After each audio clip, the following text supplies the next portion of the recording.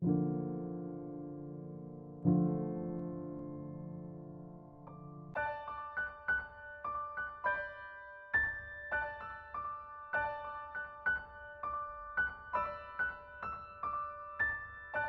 name is Albert C. Nava.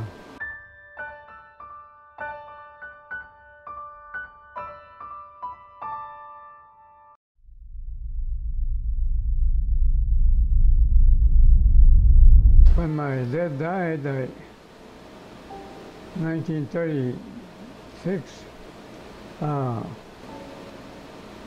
had to, my grandfather said I had to take care of my sisters, otherwise he would give them away to different uncles, you know. Well, I had to work. I said, well, if I have to work, I work, and I did. From 13 years on, I took care of my 4 sisters.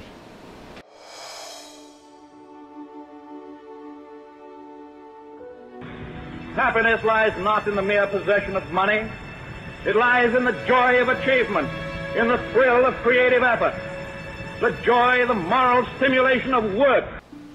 When I was 16, a friend of mine was in charge, well, his brother was in charge of sending kids to civilian conservation, different kinds. Like my brother, he started going to Kennedy, Texas, the first 50 camp that they started there. This friend of mine told me, well, you're 16 there, but I can put you 1 more year, and if you wait that you have to wait, I have to wait at least 100 pounds. So I didn't weigh 100 pounds, so I had to, at 5-cent seed, they used to call it, it was a 5-cent seed.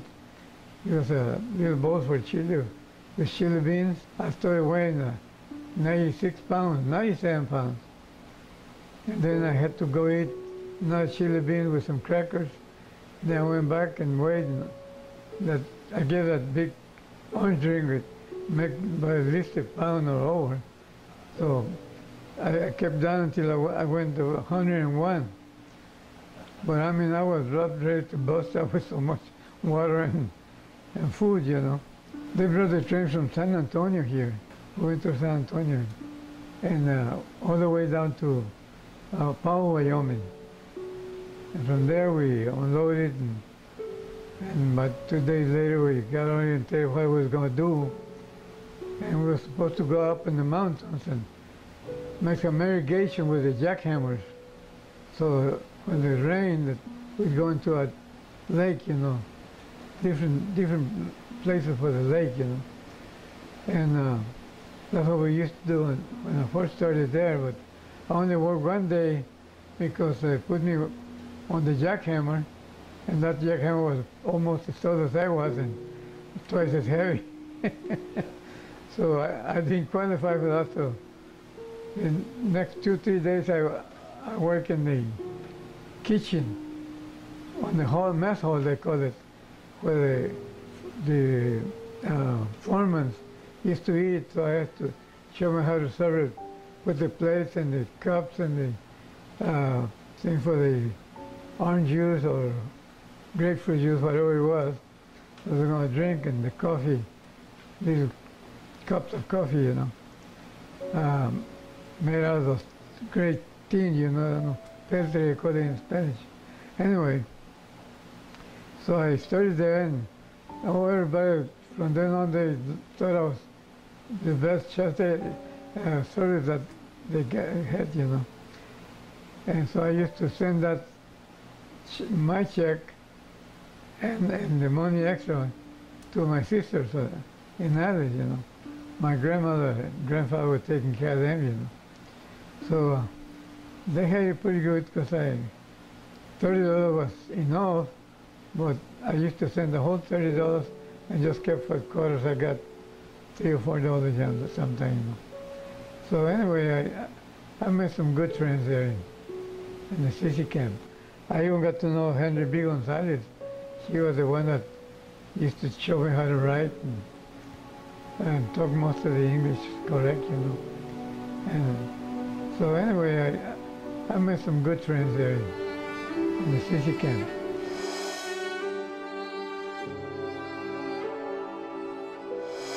December 7th, 1941, a date which will live in infamy. The United States of America was suddenly and deliberately attacked by naval and air forces of the Empire of Japan. My first dealing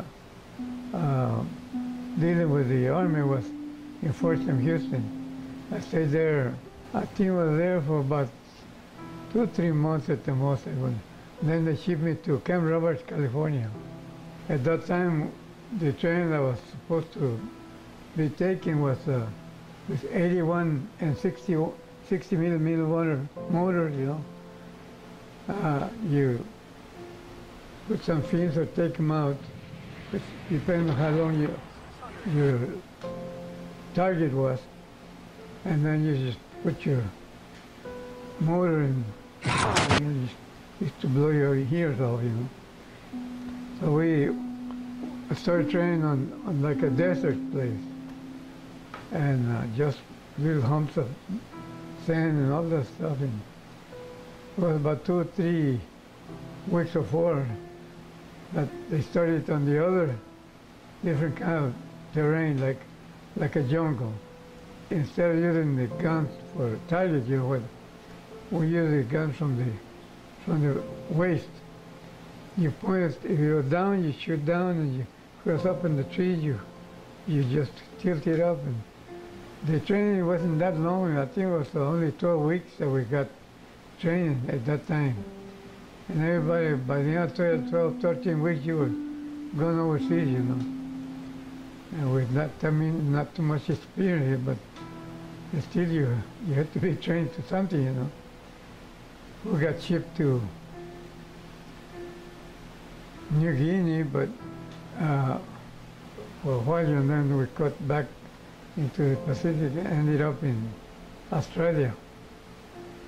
We got to Australia, all the bands were playing all around us, you know. We marched to where that camp was supposed to be. The rest of the training for there. And if that was, I think we stayed there for at least a week or so, getting different kinds of things to do while you were in the front lines, and checking for booby traps and showing us some pictures, how they were made, you know. And first thing we went down was New Guinea. We walked all the way down to where that camp was, but from then on we got on the trucks going to the next, where was all Americans. And from there we stayed there for maybe 1 or 2 weeks, something like that. And from then we started going on patrol. But it was just Americans. And there was some Aussies, I call it, Australians. But they were on different routes, you know. Sometimes they went this way and we were going this way, and then came back, and we didn't meet them, but we knew they were that close, you know. The jungle was pretty heavy in some places. And like I said, we had to make our own way. There was a lot of openings that you could take, but they were dangerous, and it was always too hot. Every night before the sun went down, we started thinking about a place. And we said, we'll camp here tonight. And we said, no lights, no smoking, light cigarettes, no, just sit down and cover up yourself. There's a place to hang up your hammock. You had to dig a hole to lay down, even with the ground, you know. I used to make mine a little further down, because I wanted to turn around and look to the sideways. But you couldn't hardly sleep. You might get some little shut eye, but you get up all the time afraid that you're going to be shut up, you know.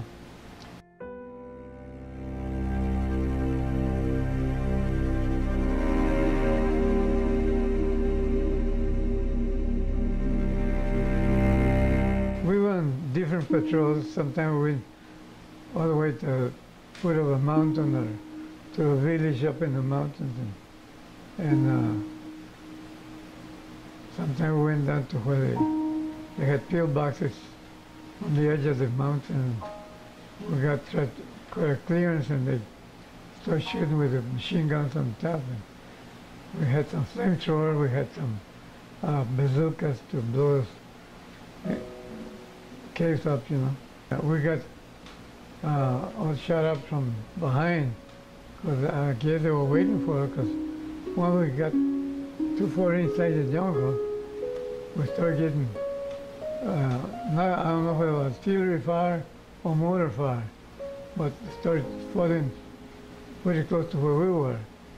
And then we started moving toward the front, you know, because we had two fronts going at the time. We had to have a line behind us and a line in front. And then when it came, second reinforcement came, they mixed up with us and some of the other guys from behind. I guess must have been 2 or 3 squads behind us from a company, some kind of company. And our planes kept bombing right where we were, you know, but they weren't firing at us. They knew where the line was. Or I think our troops had some kind of a sign to let them know which our line was. And then they sent those planes flying down at that same place and go up right close to us and came down again. And same way with the other side, came behind us and shoot behind us. You know. But we got into a lot of fire by the time we got out of the beach again. And that time, I got carried out there, you know, because it was getting, when I got to what was going over here, some of the guys got me up and pushed me. I got that, so I could grab that thing and climb into the barge, you know. And, but I had to be pretty quick. I mean, we had to run, and a friend of mine was a real good friend, and he was always praying and all that stuff. And he got one of those mortars fell right on him, and I was looking up at the same time, and there's something to make you look at your head, make your hair stand up, you know. Captain said, let's go this way. Instead of going to the ravine, we went up, and so we got up over there, the javelin starts firing up, you know. But we had them down there, so I even threw grenades. I said 1, 2, 3, 6, 7, 8. My leg let the pin out. And by the time I got almost halfway, so I started driving but I didn't want to drop them all. I had about 8 of them. And I got them up and get the pin out. And 1, 2, 3, 4, 5, 6, 7, 8. And let it go. And bang. So we got some of them like that, you know, at least injured. When we start getting off the hill over that mountain, little mountain, the BAO started shooting at the Japanese coming from that direction, coming up, you know. And that's what held them down while we were going back. And then when I don't know who called him, Bodie, let's get back here, whatever. And he came back, but as he was coming back here, got shot in the back. And so he dropped the gun and took off. And then the captain said, Nava, go get that gun. I said, yeah, but I got the ammunition. Just drop the ammunition, go get that gun right now. So I went and got it. And then I had to carry that ammunition, put my whole bearings again, and I started following them where they were going. We went back and went down to a little further down, and we were told to go meet the Japanese on this side. We now didn't hear any shots that were up on the other side. So I don't know what happened then. But I know that we went back to the where we had started, you know, at night camp.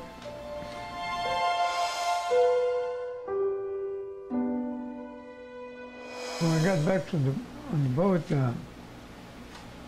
we went back to San Francisco. The younger sisters made it on the boat going into San Francisco.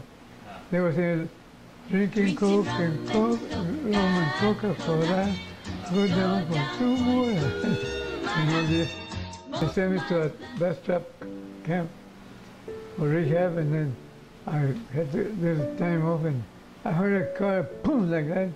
I hit the ground. And it was silly, you know, but it was just the training that we had, that we had to be on our toes. And she came, find a tree, look for a hole on low ground. And so I just got to San Antonio, and I got in line to go to Alice.